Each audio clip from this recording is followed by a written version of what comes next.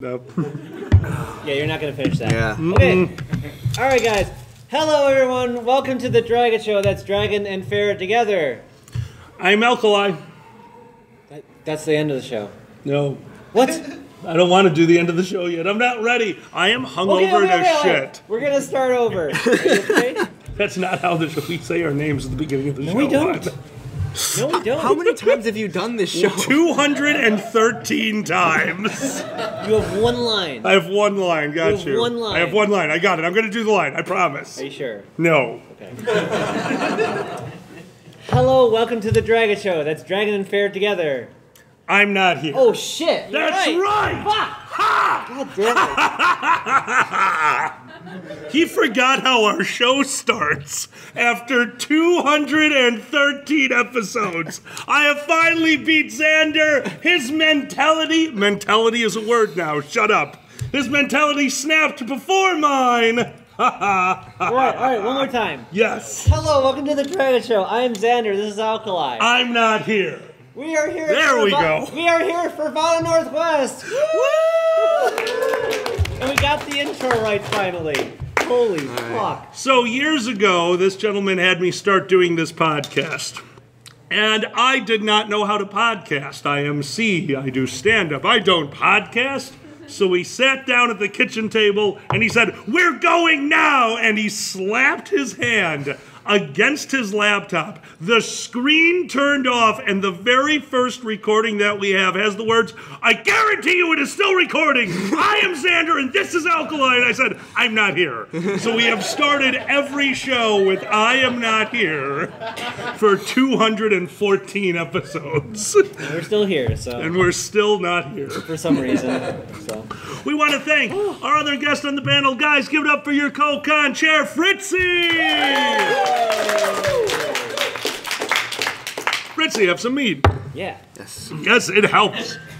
It helps the nerves. Ooh, that is good. It is Never good, had blueberry actually. mead before. Normally, I would start with the con theme and stuff, but I went running this morning, I know, crazy, and I saw a sign that I didn't understand, so maybe you guys can help me out. Okay. I saw a sign that said self-dog wash, like down the road, and I'm like, how long until we ruin that? Like, because it's just ripe for, oh my god, there's so many opportunities. Come on, let's go down there. All it's going to be is a picture of a dog pressed up against the window and some Christmas music playing. But slowly, how much for that doggy in the window?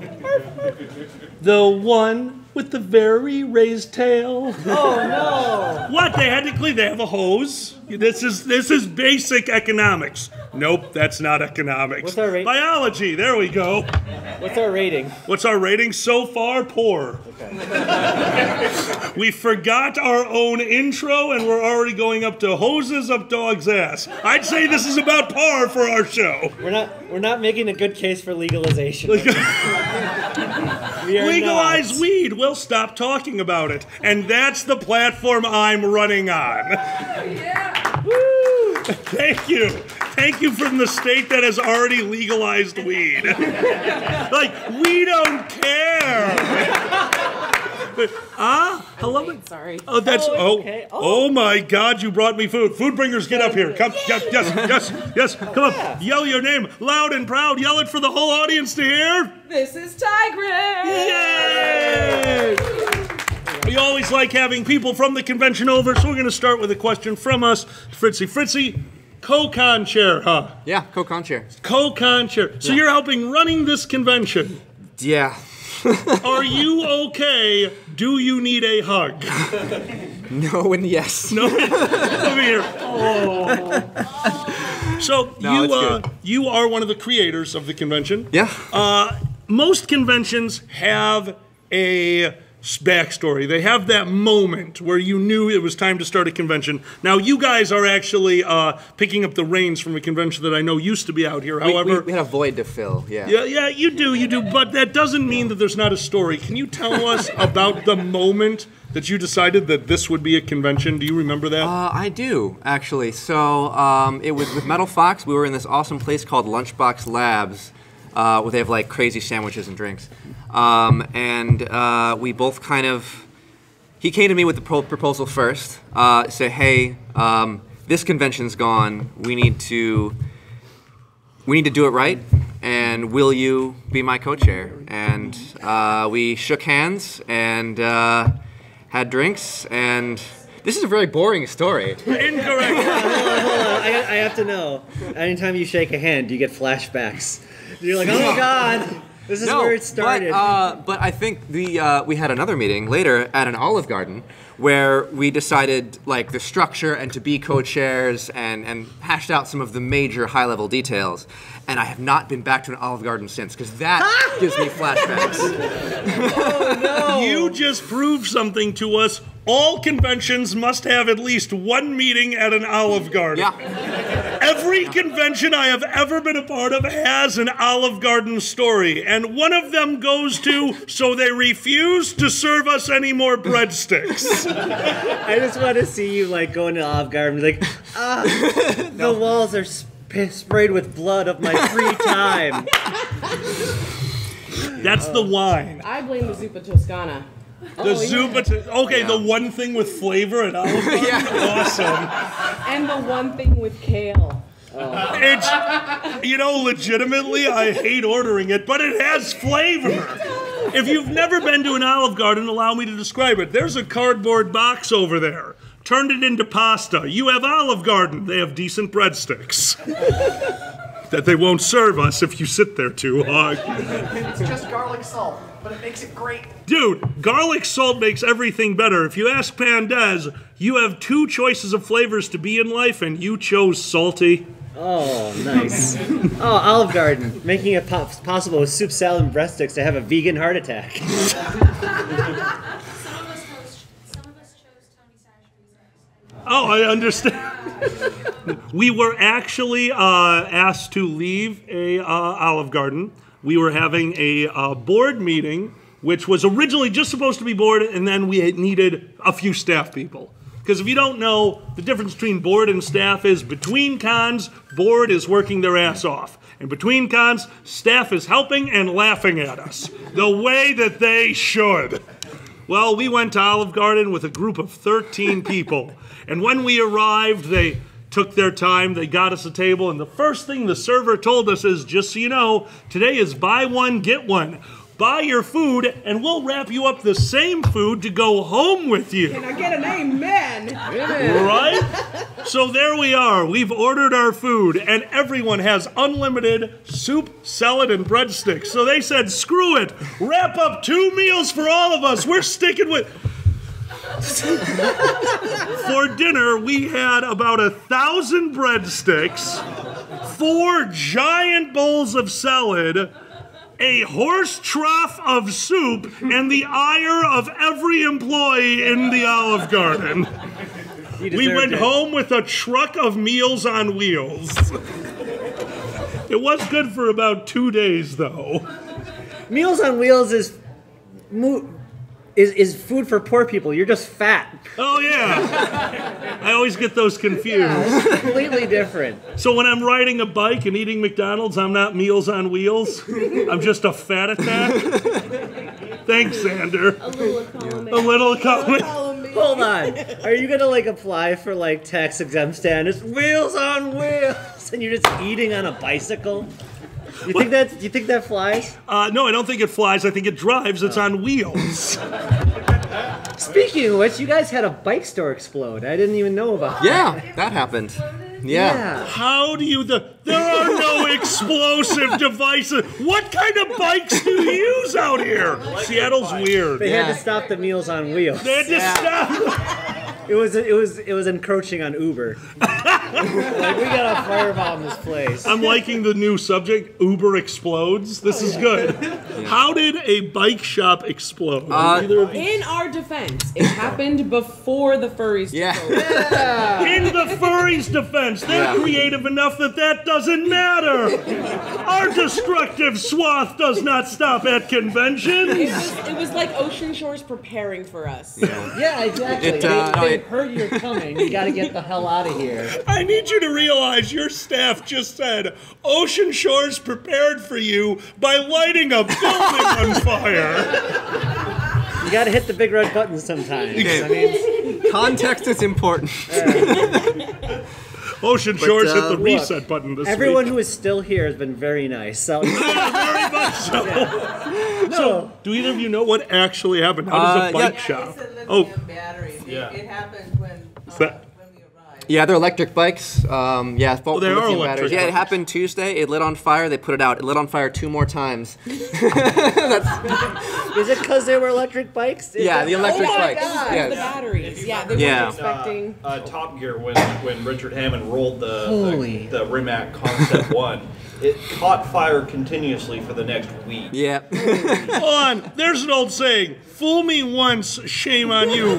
Set my building on fire 3 times and I should not own a business. Hold on. Hear me out. We rebrand, bring it back as Hot Wheels. Ah. Damn, that's $1 million idea. It's like, oh, it's a feature. That was Wow. good. Well, we do have a convention co-chair here. He is going to get pulled away from this panel, so I'm going to utilize the time that we have with you. This is a new convention to me, and I will be honest with you, I am so blown away with everything that has been happening. But you. even if you're trying, you can't see everything.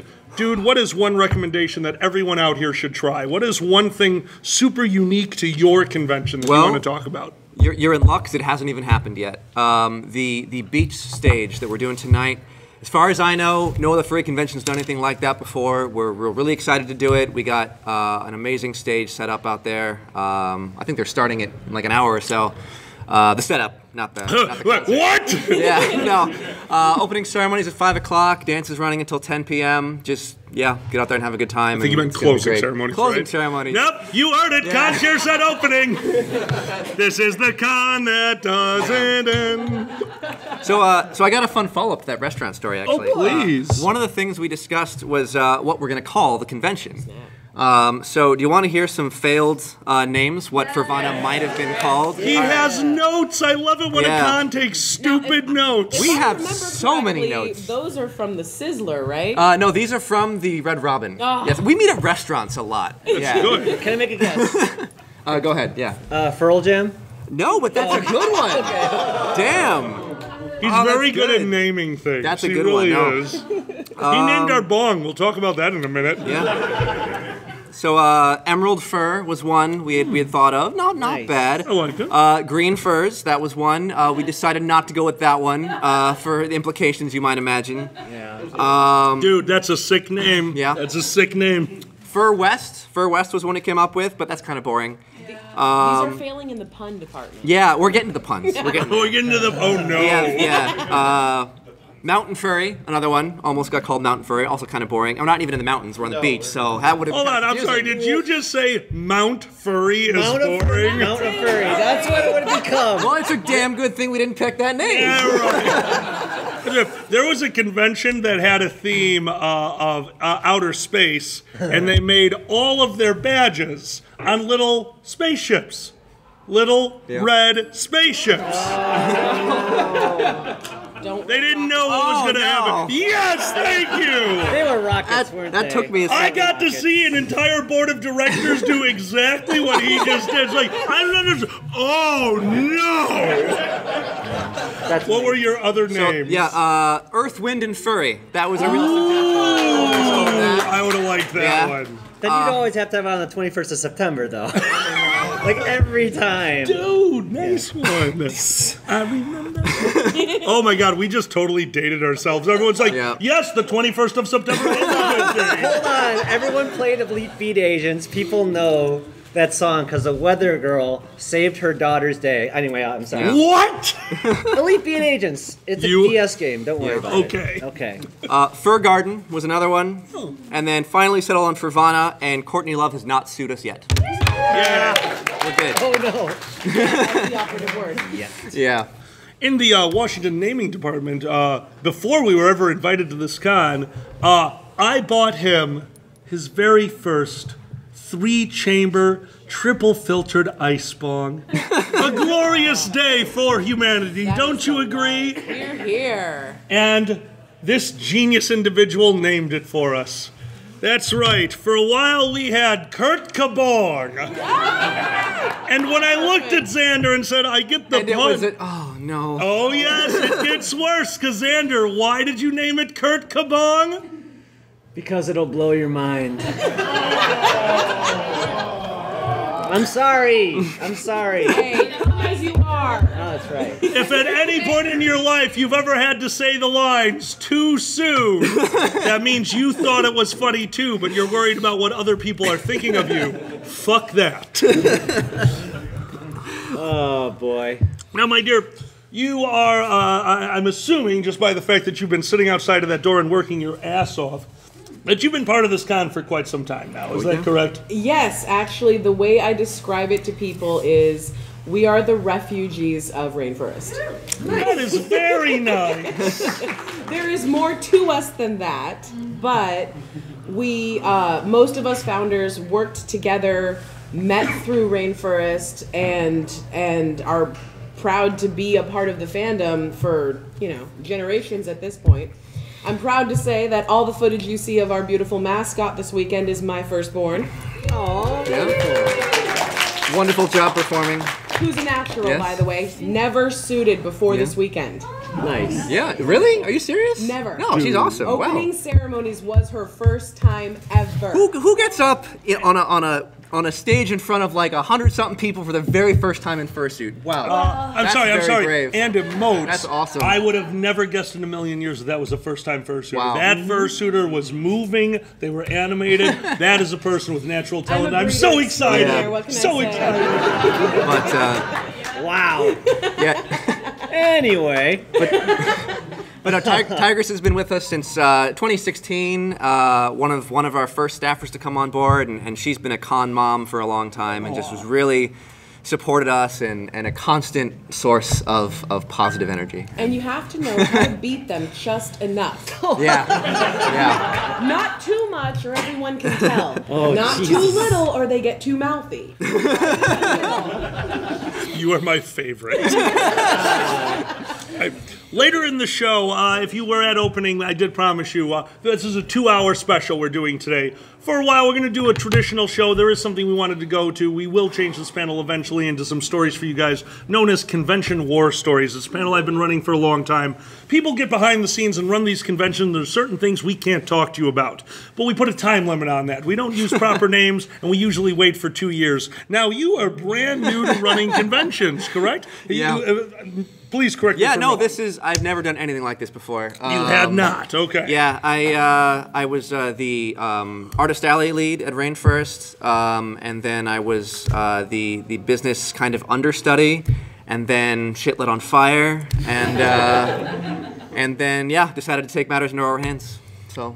Well done. In that case, before you leave, I would love to ask you, because we will be going to these stories later. Now, you've had a long history in the fandom. In fact, I believe you joined the fandom either before or at the same time I did. 2005, yes. Oh, you were after? Okay. Yeah, You came in after. 2005. Okay. MFF 2005 was my very first FurCon. So you've been around since 2005 doing conventions. Yeah.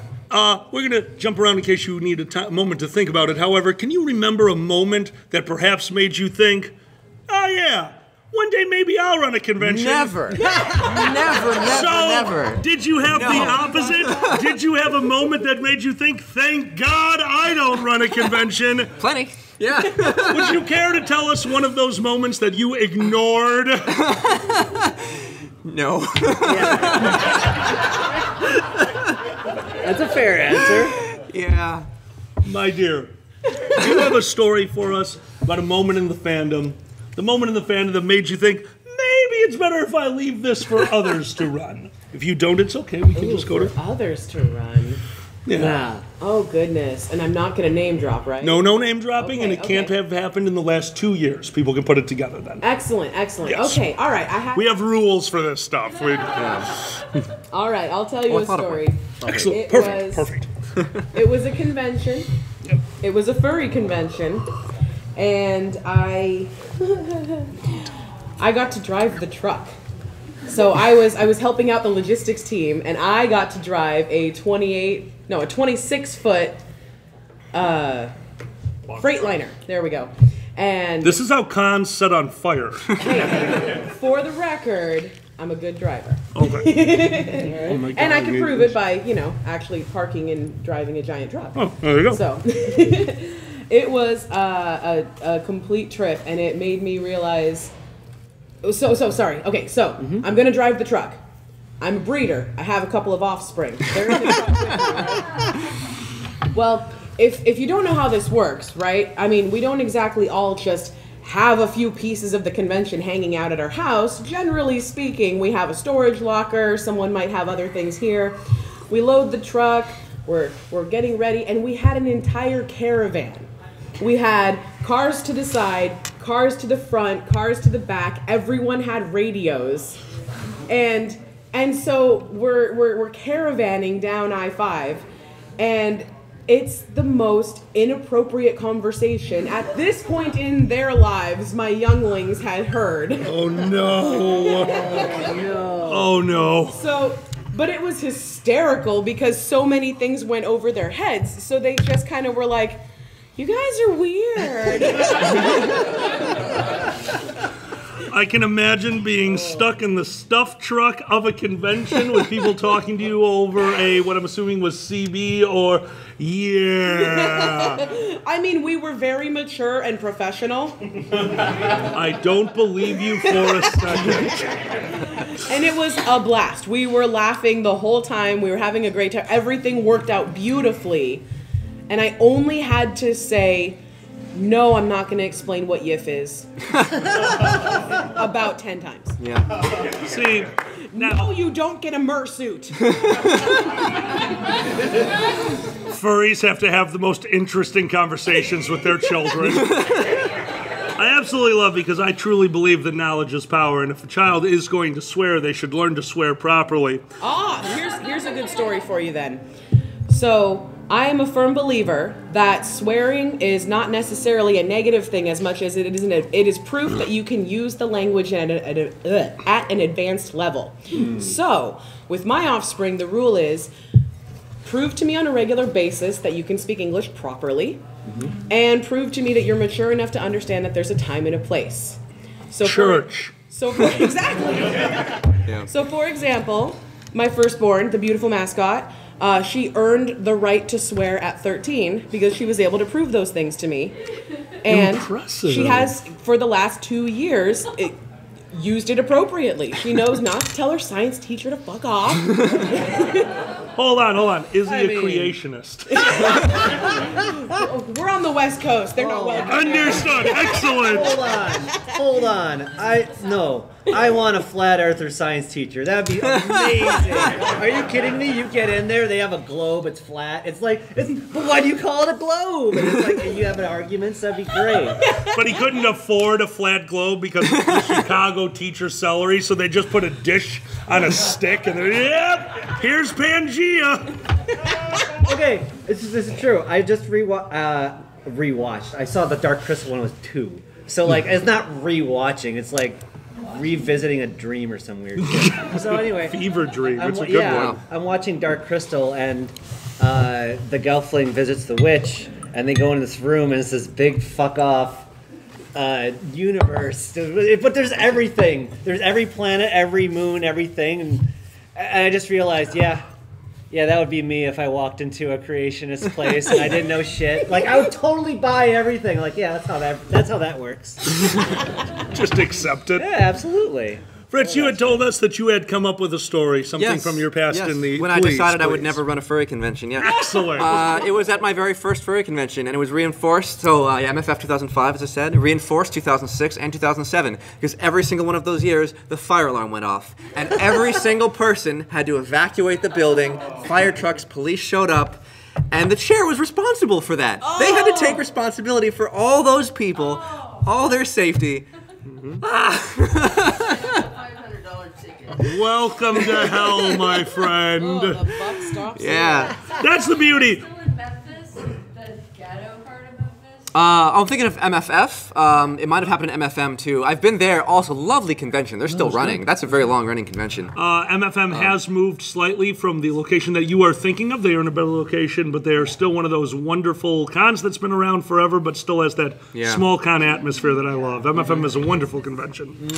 Yeah, I think them and AC are the two longest-running for cons. Anthrocon was Take not. notes on your acronyms. Yeah. Anthrocon was not Anthrocon first. I wish I could remember the name of it, but it did go by a different name for a few years. So yes, Anthrocon is technically, unless you count DuckCon. Was it Mount Fur? Mount of Fur. Mount of Fur. Mount of Furry, come on. Like, maybe we should change the name. And there was one guy in the board of the directors like, no. And then he created Grindr. Sorry, Howler. That's right. We have our own now because we have problems. And programmers. And programmers. Yes. That could be the title for the furry fandom. Problems and Programmers. Someone make that song. More programmers, more problems. I mean, I've got kinda 5 minutes. true. Anything else for me? Well, before you left, we want to do a traditional part of the show. So we have a small Patreon. People are take your shirt off. You heard it all here. We have a small Patreon, and we let people ask us questions. That's usually how we end a show, or interject in the middle when we need a moment to think about what the hell we're going to talk about. Because about an hour ago in the bedroom, I looked at him like, "Hey, do you have anything to talk about?" He looked at me, he's like, "I'm taking a shower." And I'm like, "Okay." And now we're here. So that's how a show is programmed. Congratulations, you can now see the seedy underbelly. So one of our Patreon questions, and we'll just go around the table answering, from Tyro. Hello, Tyro. Tyro asks, what is your best grilling/cooking horror story or cooking/grilling triumph? One story about your cooking/grilling horror story or your cooking/grilling triumph. Xander, go. I just have to mention he's from Australia, so I think that's why the whole Barbie thing is being emphasized. Right, Tyro is from Australia. So, cooking on the Barbie, who here destroyed their sister's toys? Come on, somebody did it. Uh-oh. Well, a couple of weeks I was down by the subway and I was cooking in the bike store, but not even. I don't have any cooking triumphs. Usually, it's the horror story, which ends with the way that we would end our. We said we would end our cooking show. Do you want to tell them how that was going to end? So I like to cook. I love to cook. And every once in a while, I just tell him, hey, could you do some prep work for me? I'll be coming home late, and I want to get something on the stove. And he says, absolutely. But what he means is, you're risking everything to have me chop onions? Well, one time I came home, and he was prepping the chicken in a non-stick pan, doing it in his traditional way. Frozen chicken, into pan, sharpest knife he can find, and then a prayer. Just... And that's how... That hurts. It does. But when you really think of it, at some point in your life, you were taught that you can't take 2 forks to a non-stick pan and try to play scratch records. Wiki destroyed. You can get a new pan. I got a new pan. We now have dishware in the house that he's not allowed to use. Also, his prep work has now gone down to, could you put a pot of water on the boiler and include the water, please?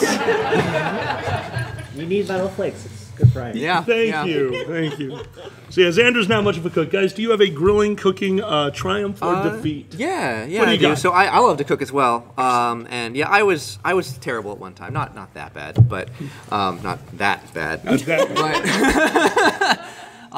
But I'll share a triumph because that's more fun.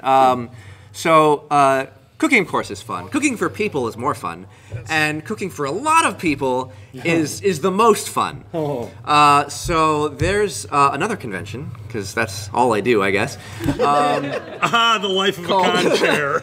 Called Northwest Camp Con, and one of the things that really makes that con is a bunch of people kind of contributing their own little camp or their own little kind of activity to the con, and I helped out with one this last year, where all we did was for like 6 hours, bacon and eggs, just making bacon and eggs, cranked out bacon and eggs with these 2 giant flat top grills, and we fed maybe 200-300 people in bacon and eggs, and it was Nice. Yeah, it was a lot of fun. Actually, it is. Simple cooking, but yeah. There's something about the line simple cook, especially when you're doing it for friends. I used to run a game called Nero, and for 3 years I agreed to be the tavern keep. And every morning we did the same thing. Hash browns, eggs, pancakes, and hate. And I learned how to manifest the third one with the second one. For you see, I never used all the pancake batter. And we weren't doing them in pans. We were doing them in a huge, professional, flat-top griddle. And one year they left me a snow shovel. So I took the rest of my batter and I made a pancake about this big. And I asked all the people, if you don't know what Nero is a LARP, a live-action role-playing game. You wake up at about 11 in the morning, you have breakfast, you go out, and you start the game, you fight. And if you show up late for breakfast, I'm not making you more breakfast. So I asked my friends, who's not here yet? And they said, Eric. And I said, great. And I went to his cabin where he was asleep, snuggled up inside what I'm assuming was a warm sleeping bag. And I made it warmer with a fresh pancake about yay big. Oh, that's great. I left him a jar of syrup to the side of the bed, too. Okay, I have... I've got to get going. Guys, we're going to go to your story. Guys, your co-con chairman, Fritzy! Thanks. Seriously. Thank you so much. All right. Means a lot to me, dude. Fritzy, Appreciate it. Have a go for bring me another one. Sure. I love your face, thank you. Oh my God, a concha that knows how to the delegate? rainbow, I'm a little hard under the table. Let's be honest. So I think you're gonna like mine. I have a triumph that became a failure. Oh, good! Usually it's the other way around. Right? So, Spread out. As long as we're not talking about one of your kids, we're good. Hold on. no worries. Okay. One second. No Hold offspring. on, I'm about to fuck with the sound. Give me a second. Fucking with sound. Fucking with sound and Wiki. We're continue. good. Okay. I'm ready. We're good. Okay. Do it. So, last year I got the pleasure of meeting the love of my life's mother. And she is a Midwest lady, so she could appreciate, steak and potatoes and, hearty foods. And I, like you, love to cook. Absolutely. You give me fire, I will make it happen. Or burn down a bike shop. No, I saved that for the beach. So I found out that it was her birthday, and we had been dating for like 2 weeks. We were very new, so I was like, oh, I'll cook her birthday dinner. And I was like, I'm gonna show off. Thank you so much. Thanks, dude. And Oh, good. We're good. Thank you. so anyways, I prep everything, and one trick that I have to admit that I'm happy to share is marinate your steaks, especially if they're ribeyes or New Yorks, in Italian salad dressing. absolutely. That works It's really a well. fabulous combination. So that's what I did. Wow. I brought my A game, right? And I brought corn on the cob. I made from scratch mashed potatoes, right? Oh, yeah. Totally busted out to be the coolest girlfriend ever. And I mean, we're eating in this beautiful home they have on Mercer Island, out on the deck in summer, right? Everything's great. And I didn't understand, because I didn't really know her well, that she's a bit of a lush. And I'm not. I'm a little bit of a wuss. I mean, I live in Seattle. I like the green stuff. So Understood. So I make this fabulous dinner. I'm very proud. We're eating, we're having a great time. But the whole time that I was grilling, she's been just filling this cup with this white wine of hers, which, I mean, sure, it seems so light. It's probably nothing, right? By the time we're done with dinner, I don't realize just how inebriated I am. And she insists on serving us this wonderful, lovely cake, and we're having this great time. And I'm trying so hard to eat this cake, and I am a fat girl trying to eat cake. That's how bad this is. And in the time it finally takes me to finish the last bite, I can't do it anymore. And I go, oh no. Oh, and I am mortified, instantly mortified, to make everything worse. So I'm sweating bullets. And thankfully the love of my life is a college guy, so he, not now, but was, so he knows what to do, right? He had a garbage can in front of me before I even knew it was gonna happen. I spent the rest of the evening in her bed because I couldn't make it any further than that, lying down going, I swear this isn't what I do. And she was so kind and nice. She goes, oh, honey, you just can't drink like me. and that was getting acquainted with his mom. That's amazing. The food was great. That's what matters. Food is the way to a person's heart. Vomiting in their bed, the highway out. Thankfully, she still likes me. Good. Well, we know what to do next time you visit my parents, huh? Just vomit on your parents? I'm liking this story. See, his parents have what I call judging eyes. Ooh. I met his dad. I've hung out with his parents once or twice, and they are very, very sweet people. But if you make eye contact with his father, you can actually hear his voice because it looks like this. Did this guy already order? Because he looks like he ate the whole fucking restaurant. Oh, God. Is he dating my son or marinating him? And that's what I assume he is thinking the entire time we are hanging out, so I don't like hanging out with his parents too much. The whole time he's just whispering this shit to me. Oh, absolutely. I just leave it over to him. Your dad thinks I'm fat. He's like, he can hear you. I'm like, I can't, I'm fat. No, you kept doing that. You kept role-playing him to me, whispering that shit. I did that for like You're a whole like, night. Oh, I think he's eating me with his eyes. I remember that shit, because I was drunk.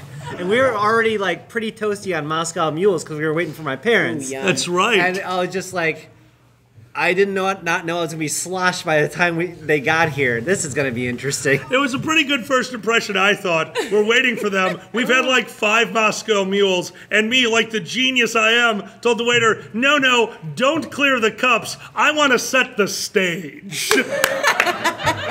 So they walk up. There's a bunch of copper cups all around us, and his father goes, having a good time. And his mother goes, oh, what cute glassware. Oh, man. Well, that's how we have to create characters for this show. Sometimes we need to sit around and just see what flows from our stoned universe. And that creates things, doesn't it? It does. It creates things like if I were to say, I'm going to leave right now. I didn't. Deception! Deception! One night, we were sitting in the garage, and he said a blatant lie. And he looked at me with the biggest shit-eating grin, and at the top of his lungs yelled, Deception! And I looked back at him, and I said, Deception? And I just go like, it was a ruse! That character has shown up every night inside of our house. And now we just speak in high-pitched voices whenever we want to sound like a fucking weird, dishonest aristocrat. And it's the most fun thing. You know what helped spur this is... I don't. I was drunk. What really helped is we had crumpets recently. And It wasn't okay. The crumpets were amazing, but we might have done this in a store. Yeah, absolutely. Thankfully, in a city of freaks, you fit right in. Oh, we did. Everyone was quite amused. So we were still in rich British mode. Like, oh, you think that was Nicolas Cage in the corner? It is just a pillow full of straw. Deception! Deception! Deception! It was a ruse! A ruse! So the good news is we got 2 free crumpets, but I'm pretty sure it was a bribe to leave. Your town has been unbelievable, we have to say that. We came out a day early to see a friend over actually in Seattle proper. We thought we'll hang out with this friend, we'll maybe see a bit of the city. And then our plane decided that it was having a temper tantrum and we just wanted to sit on the tarmac for a while. And think about what it did. You thought you were going to leave this establishment? Deception! Deception! A ruse! This was a fancy car the whole time. It wasn't a plane, it was a Tylenol with twigs attached to it. Ruse! You are but a fool. Deception. And this is why our neighbors hate us. We were blazed, and I'm just like, Which is the only way to oh, travel, of for the course, record. absolutely. Oh, we are so excited. Coming out here, we live in Chicago. It is not a legal state. Now, we have so our... sorry. Right? Soon. We have our means. I am very open about what we do because I don't think it should be illegal. I think it should be regulated and taxed to shit. But that's neither here nor there. Well, we can't get edibles as easy. And a while ago, actually somebody from your state introduced me to the fact that you can just keep edibles in your pockets right up until the security line and then just go like a Pez dispenser, like,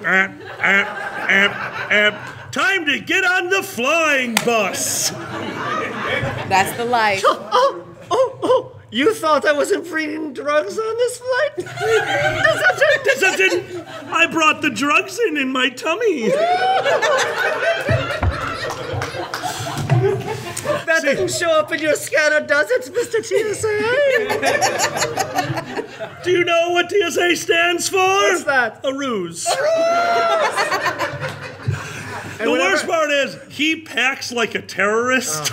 This is Oh, true. no. No, This is is true. 100% true. We did not know this. If you guys don't know what this is a Yeti microphone. It's our travel microphone. It is very good about picking up a giant radius. We want to hear some of your laughter, but we want to be able to hear the table. Unfortunately, if you put this thing under a scanner, it looks like a murder dildo. So every time he packs this and puts it on a plane, they're like, sir, you're going to need to... It's a microphone! Like, sir, we still need to check. And then they start swabbing the machine. Swabbing. And this stoned asshole looks over like, what are you swabbing for? Because my lube is not explosive. And the gentleman who's swabbing the outside of the box of this comes in, just kind of stops and he goes... I know. And then just continues, meaning that he's heard that before. You thought it was a robot penis? Deception. Deception is merely hydraulic. This is manual, bitch. Turn the crank. Bring me pleasure. I can't actually do the voice because I've been screaming all weekend. You can do the voice. Ethel, turn the trebuchet. I need to send a message to my leggy. That's right. We decided he delivered mail by trebuchet. Yes. If you were a rich aristocrat and you decided mail needed to be a thing, wouldn't you just shoot it at your buddies? Why not? They're sitting there having breakfast like, the serfs are revolting today. Pigeon, from the emperor. You can't tell me someone's not LARPing that lifestyle, right? We saw a movie, an excellent movie called The Favorite. Yes. And what I describe it as, like, medieval times Seinfeld. Because, like, these are just terrible people, and you just watch them be terrible to each other. And it's after every, like, just amazing, snarky, very British comment in the back of my mind, I'm just hearing... If you haven't seen it, we are major movie buffs. The Favorite, did it get the award? It was nominated. It was nominated. Best Picture, yeah. The Favorite, if you are a person who likes to see unbelievable acting, we're talking about the interaction between 2 to 3 people. The Favorite is one of the greatest acted movies. The set design is unbelievable. Highly recommend it. And not as hoity-toity as it sounds when you tell you what it is. The Queen of England is kind of dumb. She's crazy, and too. The movie goes from there. Yeah, it's fun. It's a lot of fun. Well, there's no rule saying she has to be smart. No, but there's a lot of films showing why she's not. Netflix had a great one, The Crown. Oh, I've heard good things about it. One of the worst moments of that show is listening to the person who is tutoring the future queen saying, you don't need to know science and math. You're here to lead a country. You need to know ethics. And all I get is like, no! We've proven you need to know science and math, or else you're going to blow up the planet and the rainforest will be on fire. Wah, wah,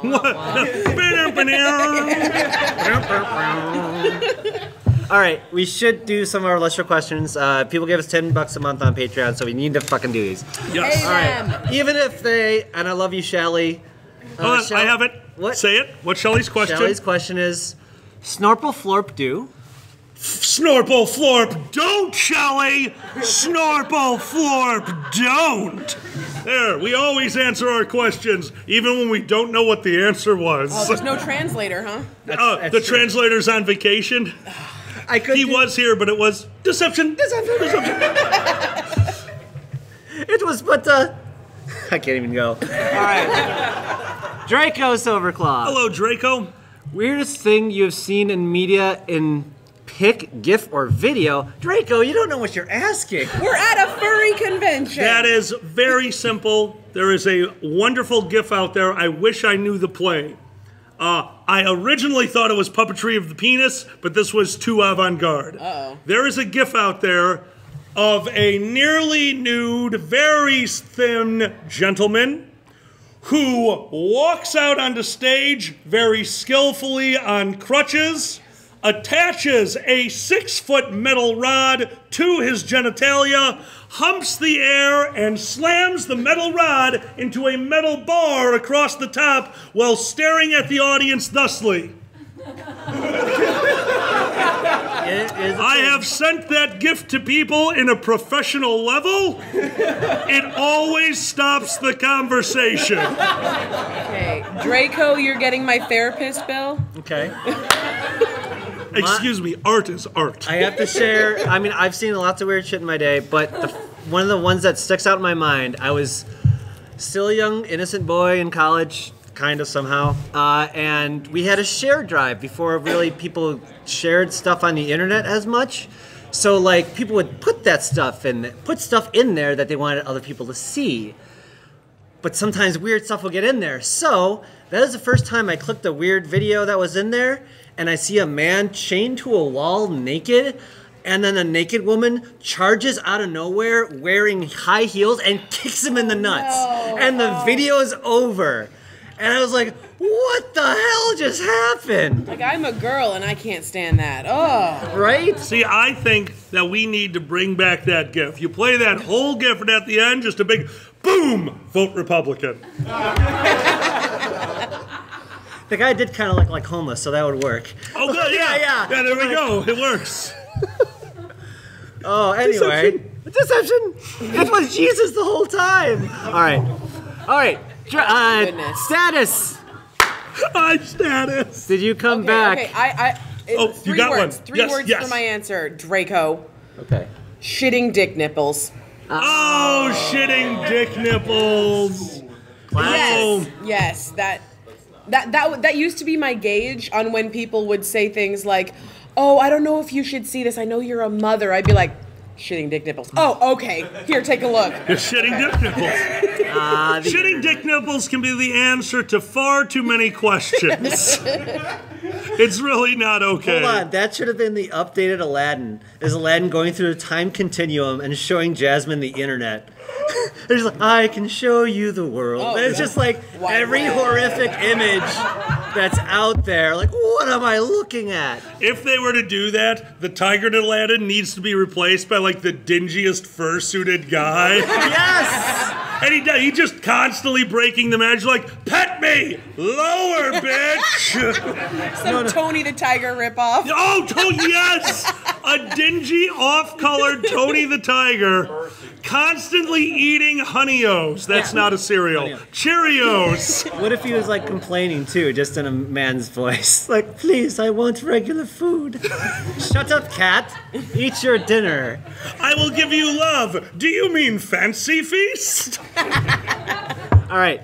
The genie is just silent in the corner. I gotta go. This is how I die. What kind of lamp was rubbed? All right. Status of Barrett. Hi, Status. Did you come back with any hot aliens from Area 51? Oh, Jesus. If we did, we couldn't tell you about it. Clearly. I don't think I've ever been there, but no, I did not Naruto run. I would not with the. I would not, could not with an ET. I would not, I'll let him be. There you go. Oh, snap. I can't Seuss out of nowhere. I would not, could not with this fella. I would not, could not with his genitalia. Yeah, see, it's hard. Because it's not, it doesn't work. It's an alien genitalia. It's like all it's like a sippy straw, but like it's like a duck's. Only works in the furry fandom. I've told duck dicks jokes before, and a normal audience reaction is thus. Yes. No! And then after the show, a person came up to me. I had been doing a show. I made a duck joke. It didn't land. Whatever. I leave the show. And an elderly woman comes up to me afterwards, shakes my hand, and goes, I didn't know ducks rape. So if you hate the show, at least you learned something. So now we're educational. We're All right, super educational. Okay. Oh, you know what that is? Deception. Deception! You learned something and you didn't want to the whole time. All right. It was a ruse. It was a ruse. It was educational though. Okay. Shukin Flash. Hey, Shukin. What's something you thought you'd never like that you discovered you loved once you tried? Boy, that sounds... Anal. I'm done. The end. The end. What do you guys got? What's something that you never thought you would like until you tried it? Oh man, I can't believe I'm gonna admit this. Do it. I was younger, I was more judgy. I used to mock people mercilessly for putting sweaters on their dogs. Because they have a fursuit built in, right? My whole life, I lived up right by Canada, right? So I always had furry dogs. They didn't need anything. I was like, what are these weirdos doing? Why is your dog wearing a coat, right? Well, I'm proud to say that I'm an owner now of a beautiful Staffordshire pit bull named Rose, who has very short fur. And I learned the hard way the first winter that we had her that she will literally stand in the doorway looking up at me like, how could you, while it's cold out? I got her a sweater, and it was so cute that I got her another one. And then someone had a raincoat for a dog. She's got a raincoat. I'm really into Game of Thrones. She has a freaking Targaryen sweater, right? She has a stupid t-shirt. I don't know how this happened. I already have a freaking Halloween costume for her. Yes. What is it? It's a pumpkin. So I apologize to anyone who recognizes me as someone who mocked them for having outfits for their dogs. Nice. That's adorably nice. Similarly, I'm kinda. Similar enough. No, I didn't think I would ever be even interested in fursuiting.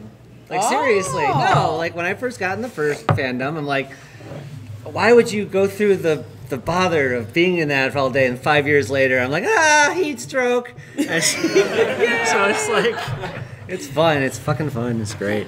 So that's the short story of that. Yeah. We'll go with the short story. 'cause So we have dog costumes, fursuiting, and anal. You know, in comedy, you try to combine this stuff, but I'm not gonna. No, we already They did. just did. It's a furry convention. Dog in sweaters, fursuiting, and anal might be the tagline for every furry convention. Ever. Holy. Is that dog in a sweater? Uh-oh. We know what's coming, but the dog doesn't. Don't worry, in this story, it's a person in a dog costume. Anthropomorphic. The red flag's a furry in your town. Have you seen dogs in sweaters? Get out. Burn down the bike shop. Hurry! Get out. It's the only way! Burn down the bike shop! Show them who's boss! Oh! You know what they call that? What? A vicious cycle. Shit. Puns are the highest form of comedy. Holy You shit. groan all you want. I live off those. All right. Eggman. Hey, Eggman. Eggman. Chicken or chicken in a biscuit? Chicken. Do you guys have chicken and a biscuit Oh, out yes. here? Oh, yes. You do. My firstborn used to live on it. She could eat a box to herself. I turn around, I come back. What are you doing? Is she okay? Does she need a sweater? Thankfully, she also eats chicken, so. Oh, good. I like what's chicken in a biscuit? Chicken in a biscuit. it's a cracker. Here's how you make chicken in a biscuit. First, you have a guy eat chicken. Then you make biscuits. Man vomits into the biscuits. Turn that into crackers. Sell them to white people. Okay. Now here's a sad mom trick for you. Crush up your chicken in a biscuit and use it to bread some chicken. Okay, that would actually work. I could Pretty see good. that working. What's it? This crazy motherfucker uses goddamn White Castle to make stuffing. Oh, no. You are we not. don't have White Castle here. Yes, okay. If you don't know what Please. White Castle is, straight White Castle is a diuretic. It's that simple. White Castle is a Midwestern staple. They are steamed miniature burgers. They are covered in onions, and they are not good for you. But when you look at the ingredients of a White Castle, all the ingredients for stuffing are included in a White Castle burger. So I put that shit in a food processor, and then I jam it up a turkey's ass. I'm telling you right now, it is the best stuffing you will ever have. That's it. Thanksgiving in Chicago. Oh, Thanksgiving in Chicago is awesome. We just eat and die. And all my friends are like my size, so we're fairly certain that we're Vikings, so we just play Viking yard games. Have you guys ever played Coob? Oh, yes. You don't have Coob out here? I will totally bring it next year. It's spelled K-U-B-B. Correct. Yeah. Coob is Viking lawn darts, or AKA Viking cornholing. Viking. Cornholing is Midwestern for beanbags. I'm sorry, I cornhole should have here, said too. that. No worries, we Okay, cornhole. we did. Good. Coob is thus: you put out a big field, putting 5 square sticks on either side of the field. Each team has 6 batons, and underhand you take turns throwing the batons at the other sticks to the other side of the field. As you hit them, you throw them back, and it's a back and forth yard game. But more importantly, you may not play the game without a beer in your left hand. If you are left-handed, we will allow you to hold it with the right. These are the rules that came with the goddamn game. This is printed text. We fell in love with it immediately, and I'll tell you, a Coob competition in the first round is amazing. By the third round, it's property damage. You just have people like, underhanding sticks, yeah! Bike shop gone.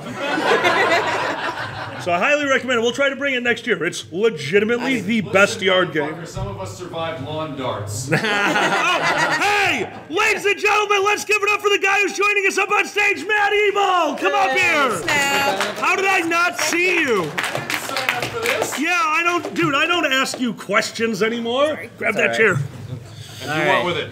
Bring it closer and have mead with me. This is how I die. Got it. No pro wrestling moves. What? Why not? We got a table. Ladies and gentlemen, if you weren't around last night, I would like to introduce you to one of your DJs for the evening. Guys, give it up for Matt Ebel. I'm supposed to be hiding those. Yeah, I was gonna say this is blueberry Blueberry mead, homemade. taint. Homemade taint, man. All right, fresh squeezed.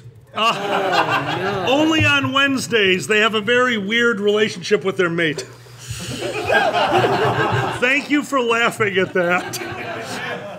That's what I get in trouble for, yeah, right? Taint, I like it. Oh, right? You can really taste the taint. We have a motor shop in town. It just says undercarriage shop, and it's, go with Taint Town. Come on, it'd be so much more fun. Anyway, This is why Xander's not allowed to name anything. well, you said I was good at naming. You're very good at naming, but you are going to name something in our town, Taint Town. This is how we get arrested. Get your Where's the attention. problem? The arrested, but okay, we're not that gay.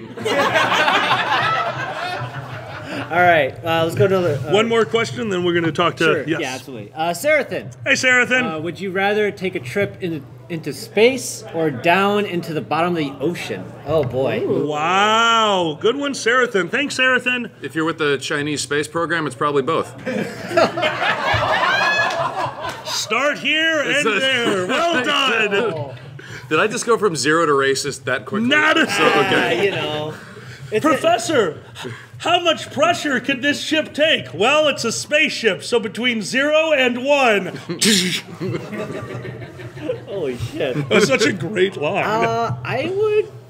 Oh man. That's a good question. It's a very I good guess- question. If I was in the ocean, there's more likelihood I'll get back home safe. Kind of. You don't know the ocean. Yeah. You Okay, don't watch hold on, enough hold on, documentaries. Hold on. Documentaries. I take it back. Documentaries? Documentaries. I want to go to space because I want to die faster. If that's what happens. No, I don't want to drown. Wait, no, wait. The bottom of the ocean. If anything goes drown, wrong, you it goes like crush. this.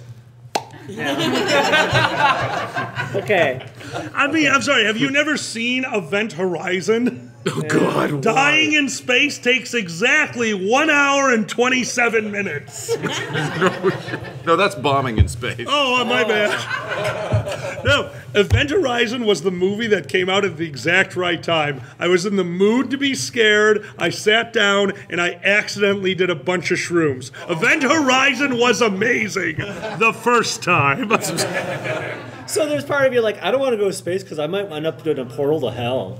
That's a legit thought in your head. Is what you're saying. Sorry. We're Americans. I was going to say it was Hellraiser in space, but then they actually made Hellraiser Razor in in space. space. And Jason in space. Yeah. All bad guys go to space. It's like all dogs go to heaven, but for some reason, less hurtful to furries. Freddy never made it to space. You're gonna tell me that on Because he Star knows Trek, better. No shit. Star Trek: The Next Generation, having Freddy dreams. I'm pretty sure that was Night terrors. Q. No, Q, yeah. Night Terrors. Some of you were terrified by this as children, I'm sure. The episode of Next Gen. Next Gen Night Terrors? I'm the only one. No. Where all the fucking corpses, we can say fucking, right? Yeah. Okay, good. Where all the fucking corpses suddenly sit up and in the middle of the, no, Yes. none of you? I don't. Children. No, all of you totally. fucking children. Wow. No, guilty right here. Absolutely.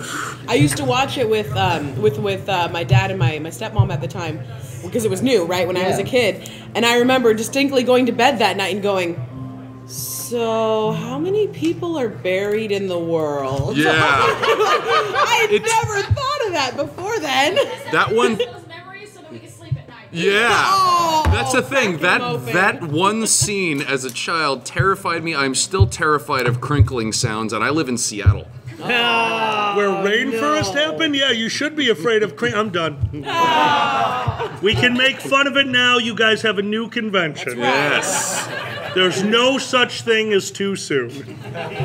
Anyway, let's go on to what you were gonna say with Matt. I have forgotten. Who's got a bottle opener? Oh yeah. Oh, the Wait, one is it time. The one, right? one No, time. same here. Exactly the same here. Oh, we got one in the back. Thank you, friend. I've been meaning to get my beak that I wear on stage, have a bottle opener in the beak, so I can just oh, I got that. There you go. Oh, cute. Thank you so much. So, thank you so much, buddy. Oh, this is actually a really nice one. Right? That's fancy. Yeah. I used to have as a kid because, kids are dumb. Thank you. Easiest way to open it? Stick it in the asshole. When I was younger and stupider, we found out that there was a, swap meet right by my house. And when we went there, the very first booth you came across was called Medieval Weaponry, but should be called Injure Your Friends. And they wouldn't ask any questions, but they had throwing knives, throwing playing cards with blades along the end, and $1 disposable dartboards made out of whatever they found that day. Oh, boy. Well, we made a trade with them because I ran a LARP. We gave them a bunch of fake weapons. In exchange, we asked them for, and I quote, your deadliest implements. They handed us a bunch of throwing equipment and dartboards saying, well, this has cost the most children their sight. Have fun. I wish that was the end of the story. Because we were young and dumb and didn't think of one thing, that when you hang up a dartboard and throw throwing implements at it, if you're new, you might miss. My basement looked like Swiss cheese. We moved it then from against the wall, which was destroyed, to against an old green recliner. At least it won't hit the wall. Then we found out that recliners are full of cotton. Well, we turned that into some kind of a dummy and threw weapons at that. Then we got grounded. I don't know where those weapons are, but I do know our old pellet gun I found under my parents' bed, which caused a lot of questions. All right. This is the black cherry. Oh. I do want to finish this question just to get out of the way. So I'm going to go on to Dr. Larks. Hey, Dr. Larks. What food has totally conquered you? Hey, don't. Crumpets! No fetish shaming. No fetish shaving, man. No, I'm serious. When we had crumpets, I thought we made a mistake in the Revolutionary War. I was like, these are... You thought what?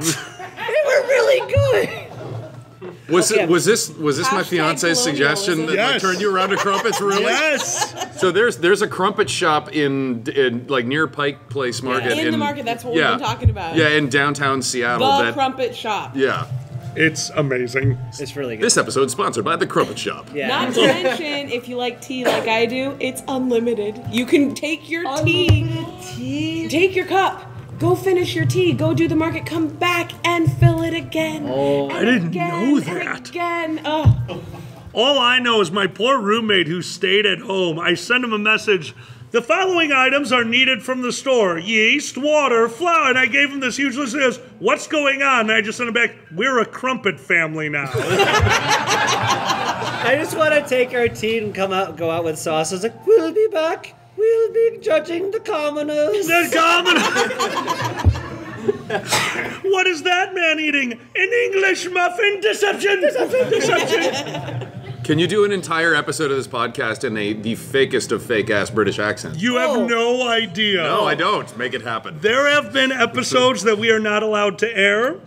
Because you are a new crowd, we can tell our most famous episode that we have deleted because it's not okay. The very first time we had this show on a April Fool's, we both played each other. And anyone who knew us said that was the greatest thing you've ever recorded. We're like, oh, you really like it? Like, no, because you two just had a fight on air and laughed the whole time. We just called each other out on every little detail about, and it was wonderful. So we thought, how do we top that? That sounds like couples therapy. It was couples therapy. That's it. No, seriously. We were stronger because of it. Well, That was funny. I looked at Xander, said, how do we top that? And he goes, literally. And I said, what? He goes, what if we fuck? I said, excuse me, Xander, what? So we set up a microphone very similar to this in our kitchen, and we attempted to record an entire episode while screwing, but never mentioning it whatsoever. Because we thought it was funny. If we were somehow on our game, we'd be like, la la la la la, joke, and somebody out there in radio land going, ha ha, they're totally fucking. I can hear them. No, listen, right there. Yeah, it's a little off tempo. That's because Alkali's fat. That's gut dick. It's them, man. They're fucking. That's so a then, skill. well, we thought it was a skill, and then we listened to the episode, and about 5 minutes in, like, oh, we're fucking. And we scrapped it. Thank you for that image, by the way. On Anytime. that note, I need a bathroom break. Don't listen too much. All right, good luck. Excuse me, I'll be right back. Now- We'll miss you. Now all I can picture is you fucking kind of like the way like a Harley Davidson has that off-kilter. Yes! That's it. We had a Harley Davidson watching. It's one of our fetishes. Don't kink shame. It really gets my motor going. Oh, no. Oh, shit. Well, we had promised you a few things. We're going to do the first one now to bridge the gap with what we're doing. Thank you so much for joining us, by the way. I really appreciate it. Thank you for inviting me up here. Oh, it's an absolute pleasure. Well, we promised you we were going to combine two things in this panel. One of them is our traditional Dragget show, and the other one is something I have not recorded on the Dragget show before, so this actually gets to be recorded for once. I've been running conventions now for trail off and be depressed. That's how you say that. And I had the privilege of joining the FCLR. FCLR is the Furry Connection Roundtable Leadership. Shortened to Fuckler. Fuckler. The Fuckler group is an amazing group of people. We always share our information because when you run a convention, sometimes you experience something and you need to share that experience with others. And at first we were just a mailing group. And then we got together. And then we started drinking. At the original FCLR meetup, there was only a single panel, and that panel was called Convention War Stories, and today I would love to share with you one of those Convention War Stories. Would you like to join me on a journey? Yes. Excellent. I love that you're all scared of it as well. Real lively crowd here, by the way.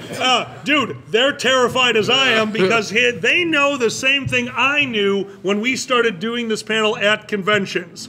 We found it entertaining. You guys might use it for ideas. And that's worrisome.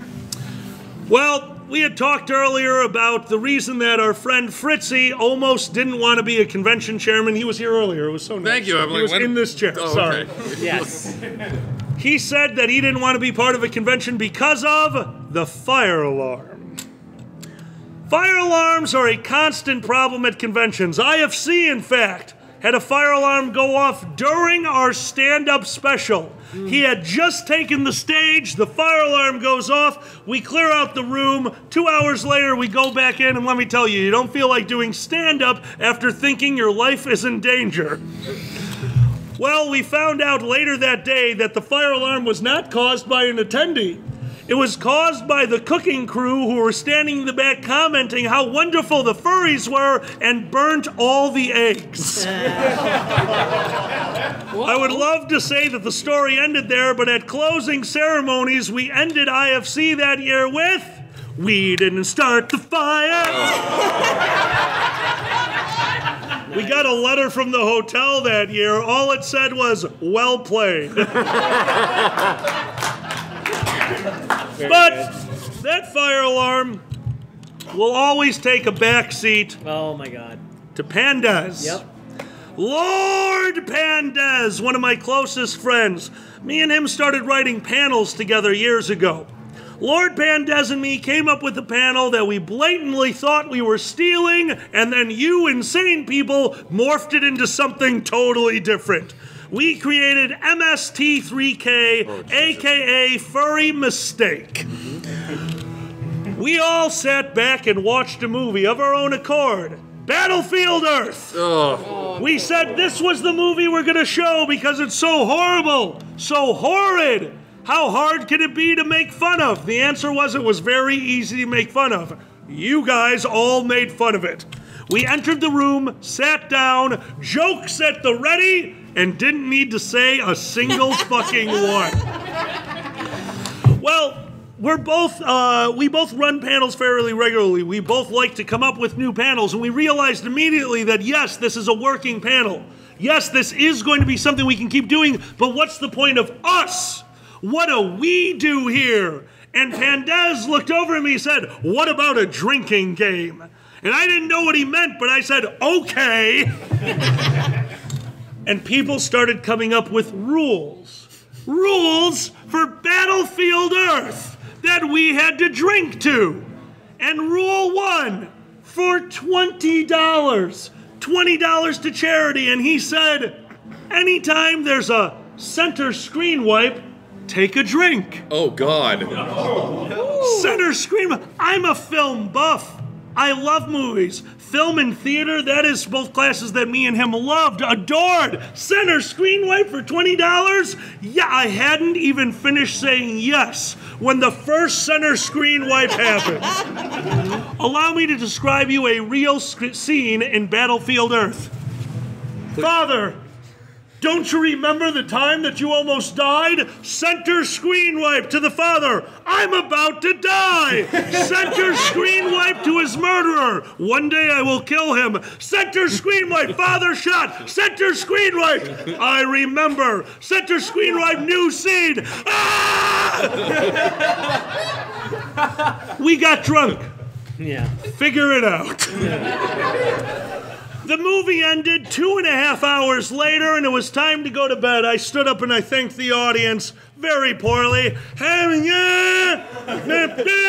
Center screen wipe. Pandez, is there anything you would like to say? He looked at me and by turning, lost balance while seated and slowly slumped to the table. I had security escort everyone from the room, and we decided it's time to get Pandez. If you don't know Pandez, he is the nicest, jolliest 350-pound gentleman you will ever meet. He carries his weight well. It does not bother him, but if you need to carry him to his room, it bothers your lower back. Carry? Well, we thought we might have to. You do not roll Pandez! That is how Donkey Kong starts. He is one of my closest friends. I'm allowed to say that about him. You can do it if you're singing the Oompa Loompa song. That's true, but then you gotta juice him. We'll let Magic do that. Well, thank you. Well, we clear out the room. We look down at our friend and say, "Hey, dude, can you stand?" He's like, "Yeah, I can stand." All right, come on, let's help you up. And as we're standing him, as we're getting him out of the chair and get him to about this way, he goes, "Wait a minute. Chair, chair, I farted on you so many goddamn times, but you supported me like no woman could, and I kicked you to the corner." We're like, "Oh, shit."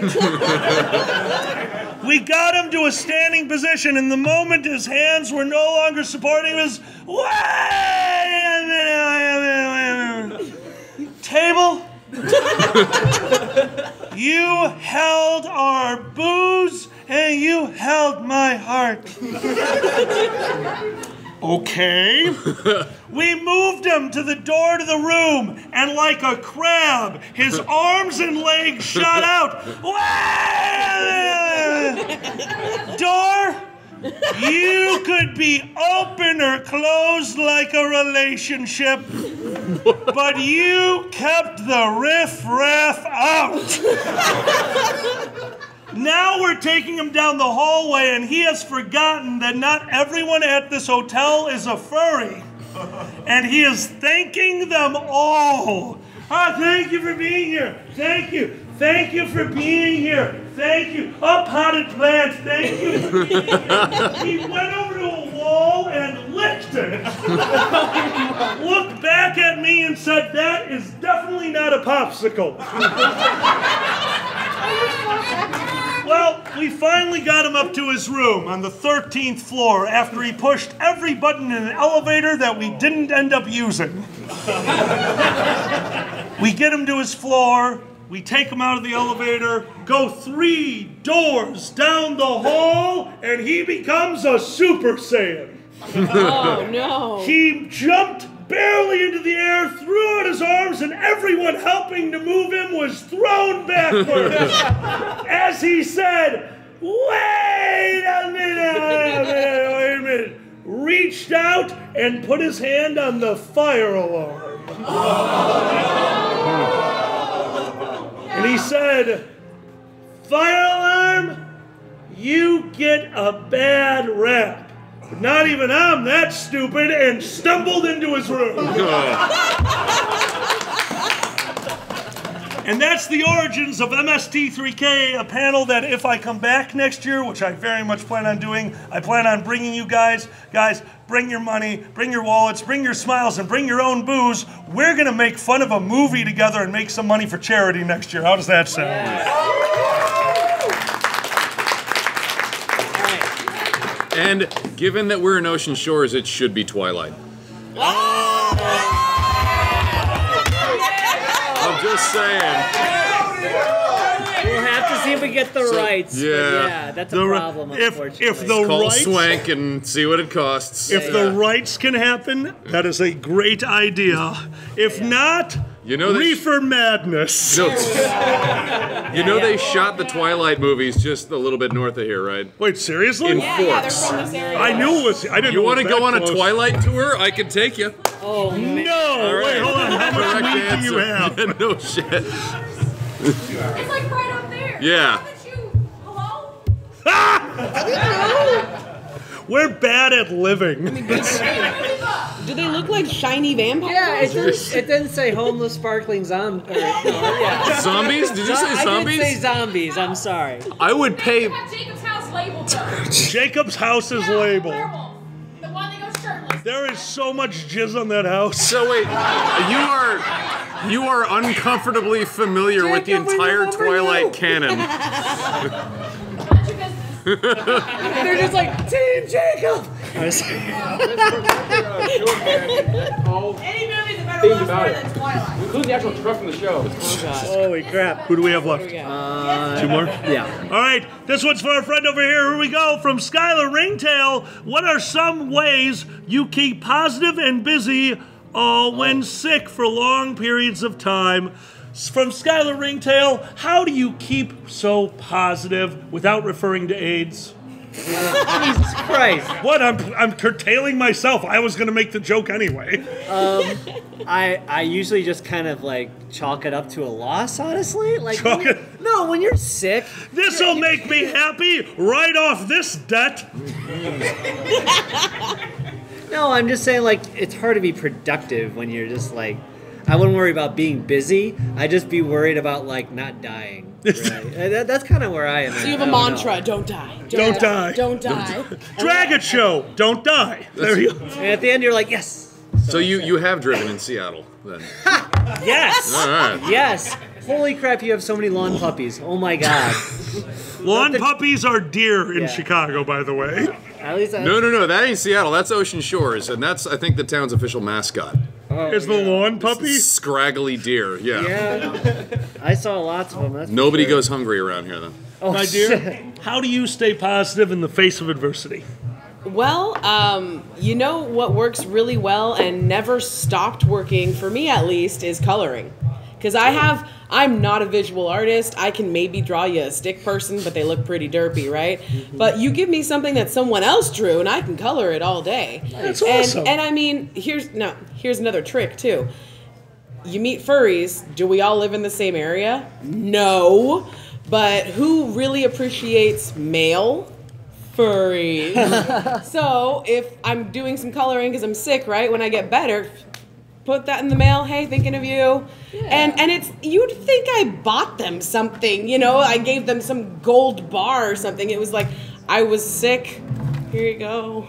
That might be the sweetest answer we've ever had on the Dragget show. But it's not even intended to be work as much as just something to do so that I don't lose my mind, right? Well, it's like you did the thing with your hands. That's how we're gonna get in the future. Like, oh, he used his hands. He wrote a letter with his hands, not his mind, and sent it through his brain to my eyeball. His DNA's on this paper. Yeah. Oh no. In invisible ink. He didn't tell Alexa to send me a happiness bump with his voice. Ooh, very nice.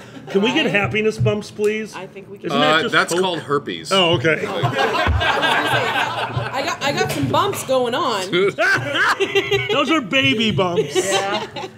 Matt, Well- what do you do when you need to be motivated, when you need to stay positive? What's your go-to? Between drinking and, or you mean aside from drinking? Aside from drinking, trust me, that's you're not sick. positivity. Yeah. That's escapism. So wait, what's the actual question? Some ways you keep positive and busy when sick for long periods of time. Geez. Swear at things mostly. There you go.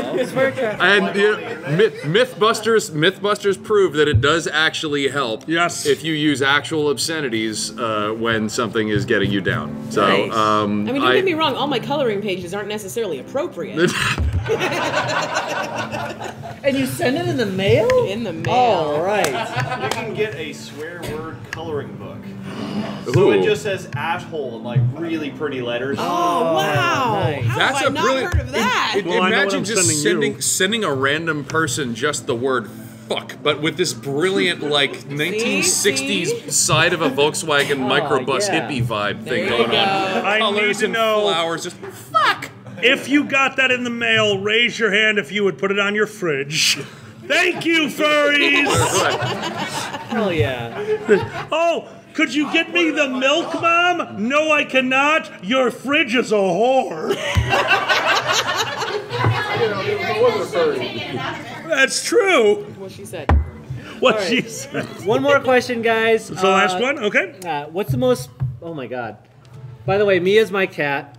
What's the most memorable way... That's awesome. What is the most memorable way Mia has ruined what would have been surprisingly above average sex? We're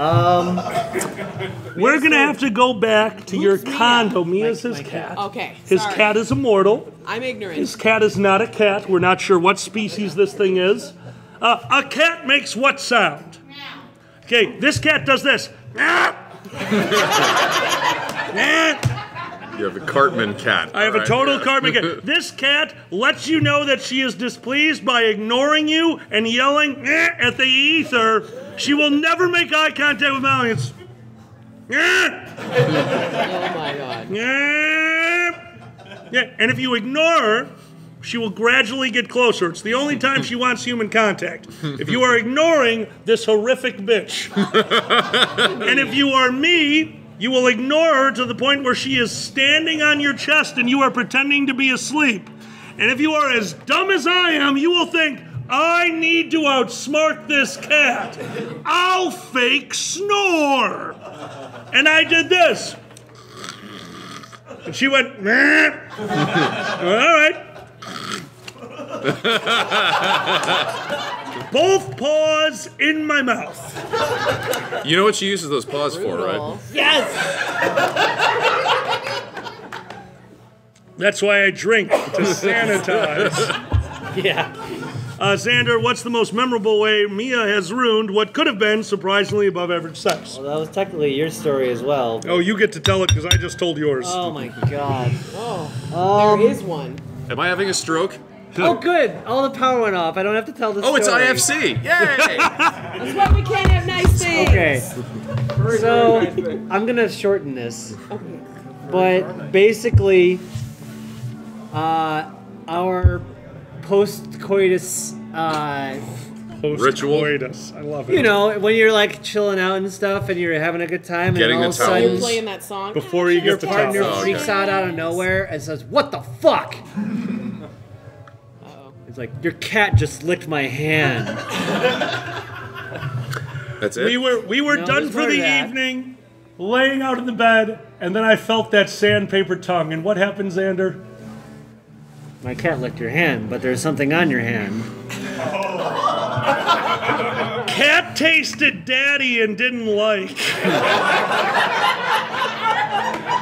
And the cat's reaction was priceless because I felt the sandpaper and then the cat ran from the room. Isn't that most of our reaction the first time? Normally, Yeah. but what I appreciated was his reaction, which was, in a dead silo room, what did you just do to my cat?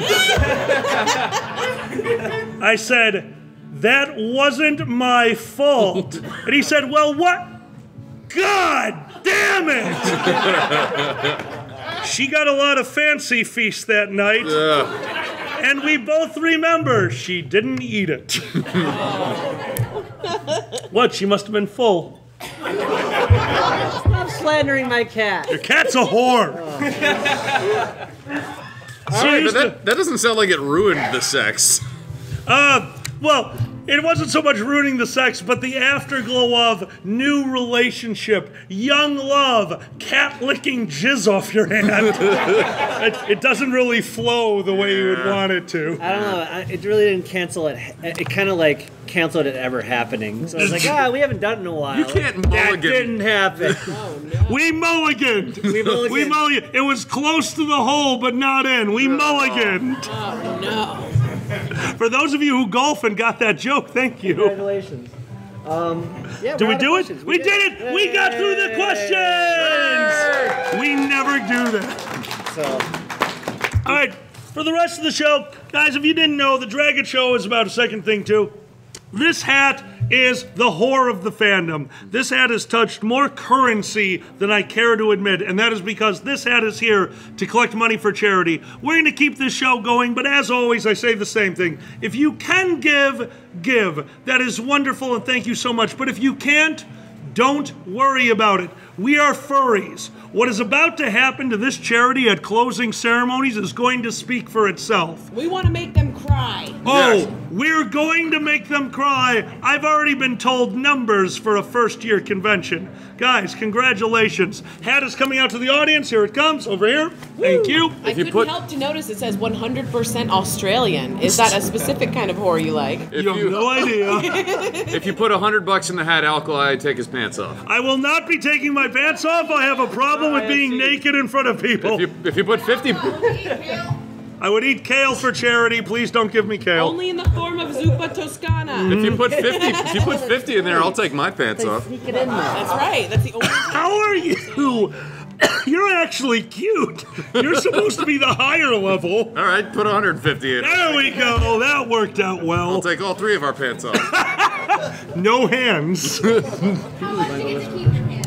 All right, so while we're doing this, we did our guys' questions. Guys, we have 4 of us up here. If there are any questions you would like to ask the whole table or a single person at the table, we're probably all going to answer it anyway. We're going to go to live questions, and then we're going to go back to some horror stories. Maybe not necessarily conventions, because we do have 2 friends up here who might have stories of that ilk as well. But that's what we're going to do. We have a question right here in the middle. My dear, your name first? August. August, thank you so much for asking. What? What is the worst experience you've ever had at a con? Oh boy. Why you got Hey. to be so dark? Oh shit. All right. Locals. Would you like to hear a funny story, or would you like to hear my legitimately worst experience at a convention? Yes.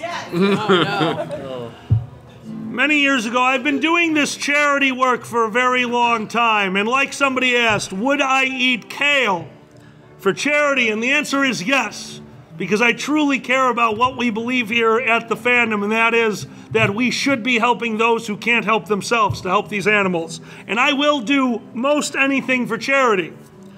But normally I agree to it first. And on this particular day, a person who I was aware of that you could describe as a stalker got the microphone and started announcing to the audience embarrassing things I would do for money, because this convention had just had a cake decorating contest.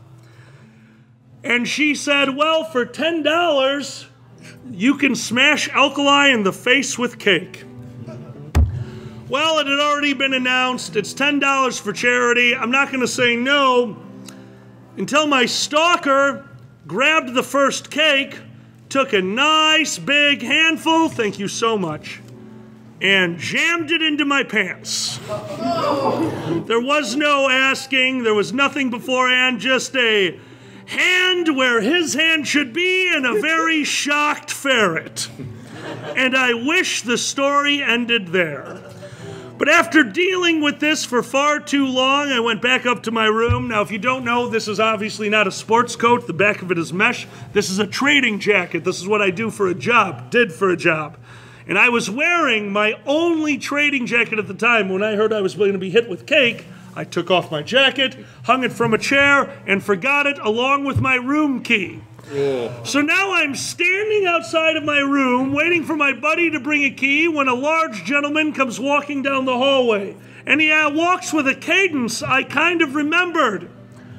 My ex-boyfriend found me covered in cake with a large handprint going from here and disappearing down there, and said, totally deadpanned, so, how are you doing? And I said, fine. And as he walked away, he goes, well, at least you have regrets. So yeah, that was the worst moment I've ever had at a FurCon. Hey, I deserved it. I wasn't good at young relationships, so I can't really blame the guy. All in the name of charity. Yes. What's your, all in the name of charity? I think we ended up raising $200, and I cried a lot. Guys, what is your horror story? What's that moment? I'll keep it real short. Obviously, for me, it was the chlorine thing in MFF. Yeah. I didn't know where you guys were at the time, so I ended up just running barefoot down the diagonal parking lot thingies because I didn't know where the hell. Oh, really? Yes. Oh, wow. Yeah, what's the chlorine thing? Oh my God, they I'm might sorry. not know this. I'm ignorant. Do you guys not know what the chlorine con is? I know they were trying to release Oh, okay. Some know. Okay. All right, the fast Me version for is ignorant ones. Midwest Fur Fest had an incident a few years ago where somebody put chlorine in a container in the stairwell. That is a gas that you cannot have, so the building had to be evacuated. And quite frankly, the whole story stems from no one knew what was going on. The building had to be evacuated. We were actually, it wasn't you, you're right, I actually forgot you weren't there. Yeah. We were having a party in our room, I'm on staff there, so we all had radios. So the normal fire alarm goes off, and we're like, great, we'll leave the room shortly. And then on the radio goes, guys, all hands on deck, we have a chlorine attack. Like, party's over! And every one of my friends grabbed a single bottle of booze from my room. It was like, don't worry, we'll find each other, and just scattered. But it was actually a horrible experience that was taken care of. Believe it or not, I can't say much about it, but we can say this. This one does not fall to the furry fandom, and it does not fall towards a terrorist attack. Guys, this was just somebody being very stupid, and that's all I can say about it. There's way more to it than that, but it was a horrible experience, and don't forget, what you do at a con reflects on the convention. If you want to keep going back to the con, don't be stupid, because that almost killed what is now the biggest furry convention in the world. Yeah. So, one person's mistake, guys. Please be careful out there. Yep. What are your at-con horror stories? You want to go ahead? I could. I mean, ladies first. Oh, thanks. I liked that. Well, it was a salvageable one, but it was one of the, I don't know, I feel like it made me more of a woman in the sense that it was one of those moments you hear about in the movies, right? So, let me think, it's been enough years. It was Vancouver. It was Halloween, which is... Halloween, I like that. Halloween, that's up in like that Vancouver, one. yeah. Which is in Vancouver, and it was in the same place as Vancouver, run by mostly the same folks, but it was only a one-day con. So It's basically like a 6-month offset, like mini con that they put on. and it was awesome. And I had previously at Rainforest met this incredibly handsome British Columbian. What is he? They're British, let's face it. He's a border collie. He's very handsome. Nice. So we had lots of fun at Rainforest, and then he convinced me to come up, and come to Howl. With the implication that we were going to have a room, there was, Oh, no. I didn't bring the kids for this one, right? So I get there, and I run into someone who said that, oh, I know him, yeah, we're going to the same room, oh, cool, no problem, we're hanging out, right? And we get there, and it's the most mortifying moment of my furry life, right? I walk into the door, and it's a party room, which is so fine with me, like, I can share, no big deal, right? But I walk into the room, I don't know this at the time, I find out later, that it's like barely hours post-coitus with him and this other lady, who is my Canadian doppelganger, who comes out of the room and is very, very monogamous, whereas I am not. Oh, no. And so I am completely clueless. I am just derp. I drove for 3 hours. I'm gonna get laid, right? And she looks at me and with a straight face goes, "You do look like me." Oh! And the gloves are off. And I don't know what to do. Oh, yeah, hi, nice to meet you, right? And it was one of those moments where, and I, like I said, still clueless. And I'm like, oh, wow, we look alike. That's so cool. I have no idea that they have something going on. And that I'm basically like round 2 for the next part of the night, right? I had no idea. What the shit? Right? And that's amazing. No, now hold on, I've known you for 2 days. I'm fairly certain you could beat the shit out of this other person, right? I could without a shadow of a doubt. I knew it. In a steel cage. Yes! Dude, it's her! She brought the steel That's cage! right. Fuck packing steel cage! And here's the worst of it. Fuck packing. He had made the assumption that she was just gonna be cool with it, and we were just all gonna be buddies. Oh my God. But I don't think that they really talked about it, because she was straight up like, oh, you drove all the way up here from Seattle? Well, I'm just gonna pack my shit and go home, because obviously you're here to replace me and blah, blah, blah. And I'm, what? But in his defense, coordinating pussy is like herding cats.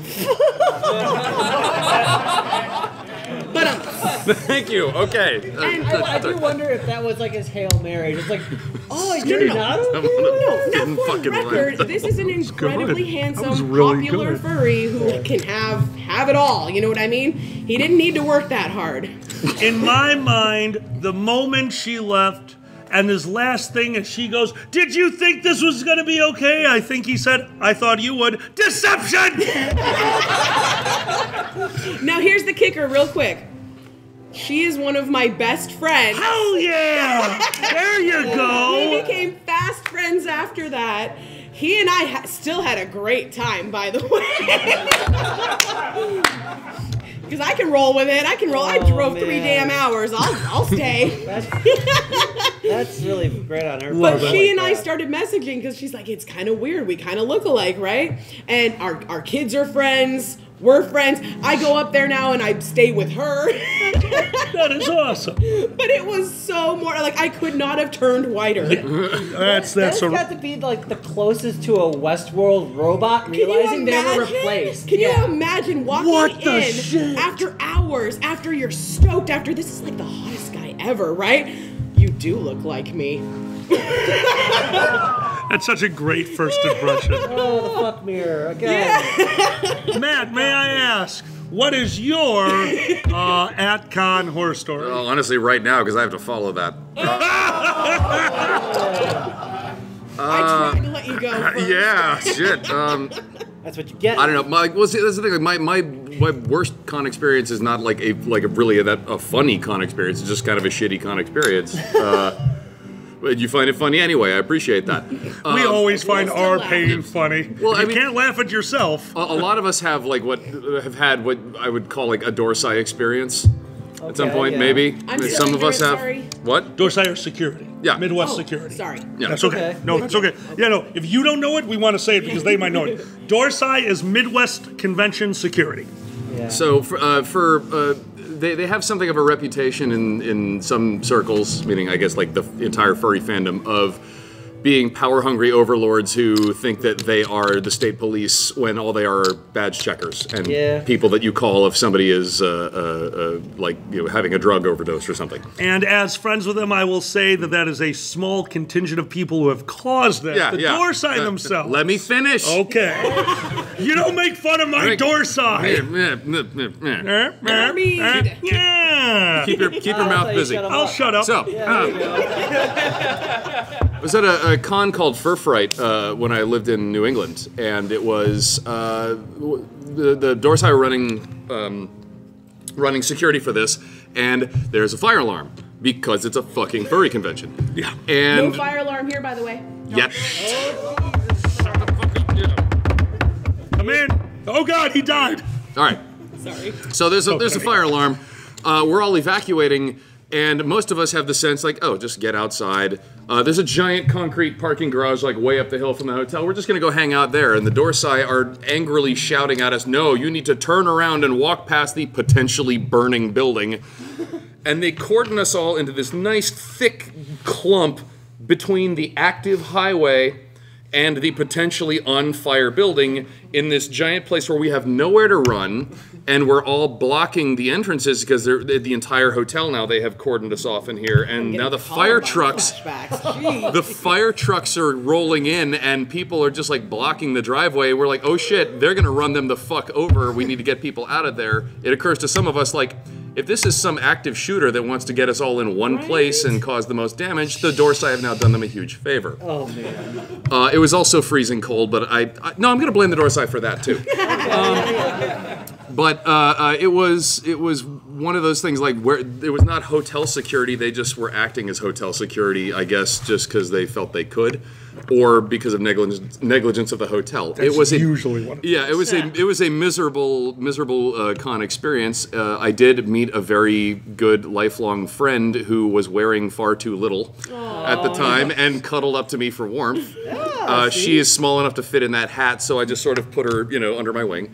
But I guess where I'm really going with this is to warn you all about the evils of furry call-out culture. This is going to seem like fucking left field now. And I'm going to get dead fucking serious for a minute here, but ever since that experience, I have been like co-guest or co-guest of honor with people who are like members of the Dorsai, that kind of thing. Actually, fucking Ursula Vernon at TFF one year, and have had many conversations. The Dorsai run security at IFC, right? Yes, they do. Yeah, and they've been perfectly well behaved. I've had bad experiences with them at Anthrocon and whatnot, like most people have. But my point being, like, they have the bad first experiences that I have had with them. They have redeemed themselves over and over again, and have actively made an effort, after getting feedback from plenty of assholes like me, to try and clean up the things that they recognize they're doing wrong. And I guess where I'm going with this is, redemption is a thing. It's the reason Han Solo shot first, motherfuckers. Damn right. Nice. So if you just cancel somebody based on one thing, if you cancel somebody, if you try and run them out of the fandom based on one mistake, or even based on a few mistakes, you don't give them the opportunity to turn around and become better people. And you don't give the Millennium Falcon a reason to exist. Yeah! So if you're part of the furry call-out fetishists, you're killing Star Wars, is where I'm going. Oh, shit. Very good. Good story. All right, we're going to go to the audience for one more question if you guys got it, and then we're going to finish off with we like to finish off convention war stories with something that doesn't speak poorly to furries. So we're going to tell you a story from a non-furry convention to finish it off. But before that, do any of you have any questions that you have for a single or the entire panel? Oh boy. Yeah. Do I have to watch you finish something off? I mean, is that? No. It's part of the deal. Nothing. Not even a courtesy chuckle. Fuck all of you. Hey, I gave you an eyebrow wiggle. It meant yes. Does anyone have anything else? If somebody else has one, just because you already asked one. If anyone else has one, all the way in back, go ahead, my friend. What's the biggest furry hug you ever had? The biggest furry hug we ever had was during a, what do you call that? Guinness Book of World Records. Oh. Yeah. Oh, wow. Motor City FurCon 2 years ago was doing a Guinness Book of World Records hug with a gentleman called Fur. Yes. Now, Fur is probably one of my greatest stories from the furry fandom, because this was a gentleman who, when I joined the furry fandom, the first time I met him was as I was running a game called Lupus in Tabula. He also ran the game Lupus in Tabula, and we hated each other. We despised each other. And as of right now, we are very, very close friends. And it was the beauty of the furry fandom that turned it into that. However, I forgot your question. The biggest hug. Thank you. The biggest hug came when he was trying to break a Guinness Book of World Records with the most amount of hugs in 1 minute. The amount of effort it took to get people to run up to him, hug him, go to the right, and go through. And my job was to MC the whole thing, do a live count, keep people moving. And the moment it was done, when we succeeded at 58.30 seconds in making the Guinness World Records for the most hugs in 1 minute, the entire audience erupted. And at a minute, the entire audience stood. And then all of them converged on me and Fur and hugged us. And we couldn't move. And we were yelling and screaming, but they were cheering and celebrating. And Fur looked at me and he goes, "We're about to make a Guinness record for death." That was the largest hug I was ever a part of. I almost died. How many hugs were there in a minute? the number was somewhere in the low 70s. Look in the Guinness Book of World Records. Yes, it did succeed. It beat it by low teens. But yes, all it took was reminding them when you go in for the hug, right hand low, left hand high, and that made all the difference. Oh, that's great. You had one? Oh my goodness. The biggest furry hug was at another Canadian convention of which I adore. And it was at this fabulous party called the Trippy Furry Cuddle Party. That sounds sketchy as fuck. It is amazing. Where do I sign up? I think it's brilliant. They get a suite. They remove all the furniture from the main room. You're making this sound less sketchy now. No, it's wonderful. They they cover the walls with really fun, like psychedelic, glow in the dark type things. They have black lights they mount on the walls. And they cover the floor with cushions, pillows, soft things, whatever. And there are simply 2 rules. No sex, no shoes. So you leave your shoes at the door, and you are literally cuddling, right? It's cute. It was adorable, and I was just enamored. I want to say this was... I didn't do it. We're good. We're good. Your battery is low. We got this. I got it. We got this. I believe in us. Keep going. We got this. So I was floored. I didn't realize this was a real thing. I kind of heard, little rumors like there's a trippy furry cuddle party, right? And I'm sure lots of people were under the lovely influence of wonderful things. I wasn't, because I just didn't know any better. And so I come in and they're, join us. And I mean, if you can't tell, I'm pretty cuddly. And I mean, I lost count at about a dozen. And we were it was just a pile of people. And I mean, it was everything an orgy should be without the sex. That sounds wonderful. It was really great. And I have to admit, There it goes. Sorry. Excuse me, ma'am. It's all right. It's all good. We're off the record now. No, it's still recording. The final story We're good. anyway. Oh, do you got good? Yeah, I got social. Yeah, but no, that was the best, biggest hug I think I've ever experienced. And now I'm kind of trying to recreate it on my own because I don't know. I haven't found it again. It's like a secret party or something. So just so you all know, the orgy will be in operations, 8 o'clock. But it's a cuddle orgy. Fuck you. I'll be the MC. Best hug? Honey, you never sign up for an orgy. Hey, you just put your mark next to a random name. There we go. This is Furvana. Man. Come as you are. There you go. Oh, it's a cuddle party. Don't come as you are. Don't come as you are. Best hug?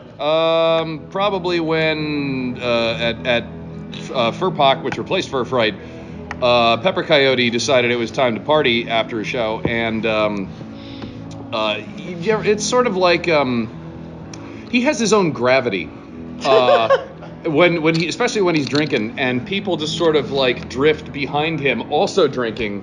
And we went up to the party floors. The party floors had shut down. This is how late we were partying. Everybody's we're done.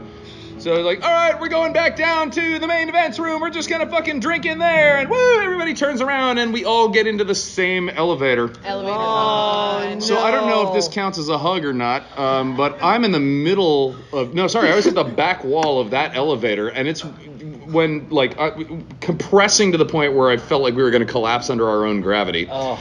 The elevator's doing this whole thing, just Oh no. Oh God. I'm claustrophobic. No. So the doors actually, you could almost hear it squeezing against people's butt cheeks going, boom, and the elevator starts moving, and it goes down 1 floor to my floor, and it stops, and it opens up, that's my stop, and just shove everybody the fuck out of there. Like a rapey duck, and just push my way through. I don't know if that counts as a hug, but it was fucking close enough for me. Close enough for us. Xander, before I tell the final story. I got nothing for hugs, sorry. In other words, is there anything you would like to say? You got nothing for hugs? Yes, most of his hugs were with me. Come here, Xander. No, stop. Okay. Group hug. I'm good. Yay. Don't jerk me off on the stage. It's a hug for your dick.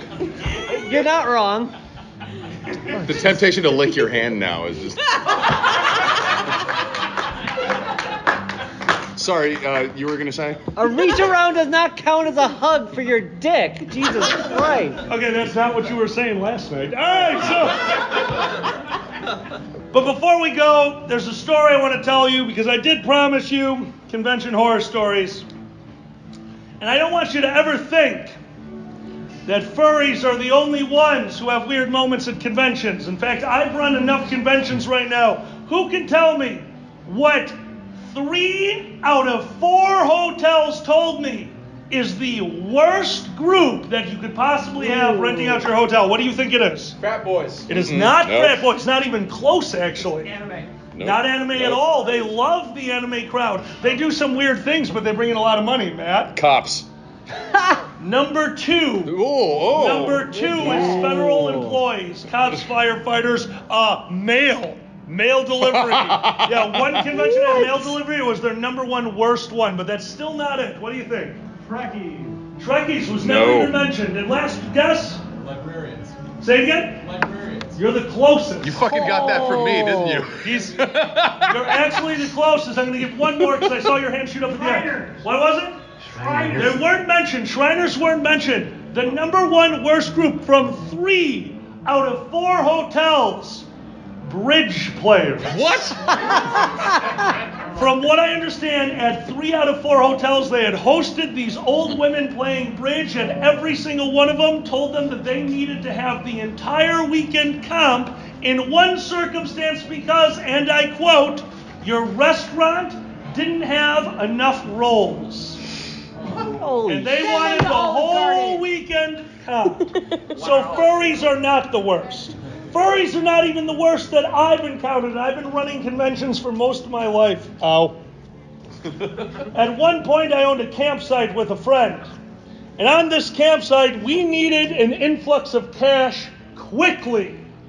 We were right next to NIU, Northern Illinois University, a college in DeKalb County of Illinois. We went to that college and said, we have a very large campsite, we can build a stage, and we can host a music event. And at that point, we should have blown our brains out. Because they said, cool. And our night begins. We were running security, we were running ground maintenance, we were doing as much as we could to make this event happen. And the very first call that we got, myself and Steve had to get in our golf cart. We had a golf cart. If you ever have to run a campsite, buy a golf cart. It makes the best stories. We took the golf cart out to the bathrooms where somebody had stolen not 1, not 2, but all 20 of the industrial-sized rolls of toilet paper. Just gone. Somebody was a very shitty person. As we were inside the bathroom unlocking all of the toilet paper dispensers and putting in new rolls, somebody stole our golf cart. It's a golf cart. It's not exactly a speed demon. It's also loud. So Steve is standing next to me, cussing out the world as we hear, was that the cart? I go outside in time to see this. And then Steve. All right, that'll get taken care of. On my way walking back from the bathroom, I walked past one of our sheds. Now, this is where we did LARP, live action role play. The LARP I played was Nero.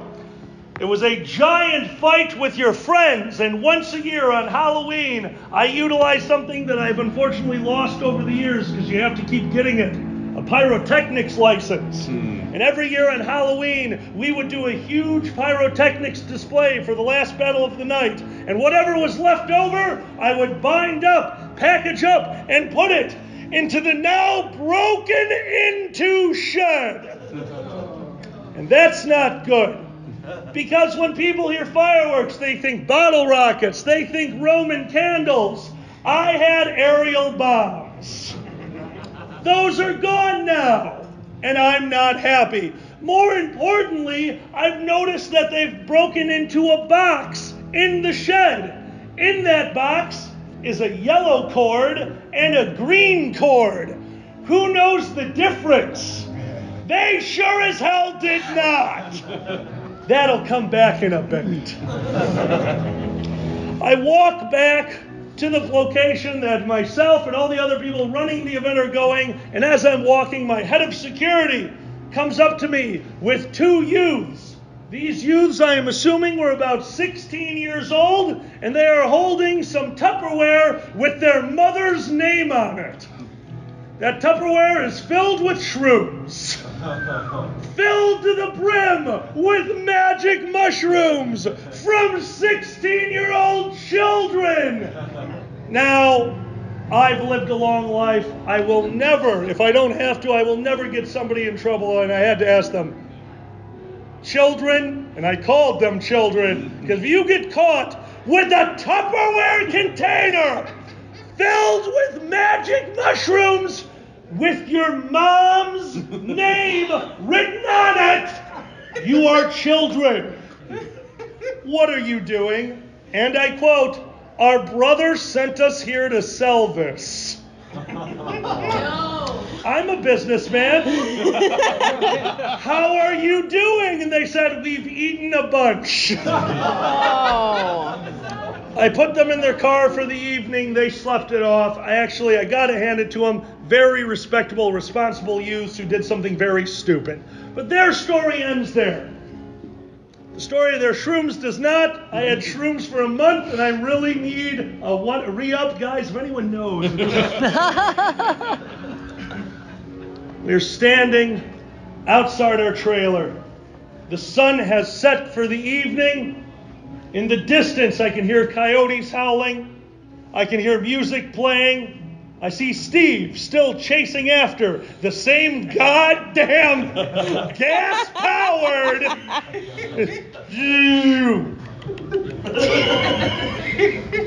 And that's the point. I am told by an attendee, hey, you might want to check on your barn. It looks like it got broken into. The barn where we kept all of our tools. The barn where we kept all of our equipment for the lake. The barn where we kept 3 canoes but now only had 2. Well, the good news is we got the cart back. You see, the cart got away from Steve because no one can run that long, and he found it, but he had to push it back. Now a golf cart, a gas-powered golf cart, can run for days. It doesn't take a lot of gas, but when Steve got it, bone dry. And then the lake exploded. And I've already told you how. Because think about it. All you need to blow up a lake is a single canoe. Take that canoe and float it out onto the lake. In the bottom of the canoe, fill it with 20 goddamn industrial rolls of toilet paper. Take the gas from the cart, splash it over the toilet paper, but not know the difference between yellow cord and green cord. Oh. The difference between yellow ignition cord and green ignition cord is yellow is called fast burn. Guess what they used? So they loaded a boat, covered it with gasoline, stapled the cord to the bottom, kicked the boat to the center of the lake and thought, this'll be great. Light, bam! And the lake exploded. They blew up my canoe to the point there is a piece of canoe jammed into a tree on the beach. We caught them, believe it or not. Because when you're still at the scene of the crime thinking you might have killed somebody, you turn yourself in quickly. To this day, I'll always remember that story. Because a bunch of people from NIU, from this college campus, they were out there and this happened. And they got to experience the whole story. I told this exact story at closing ceremonies of this concert. And at the end of that concert, we got 33 brand new volunteers for our campsite.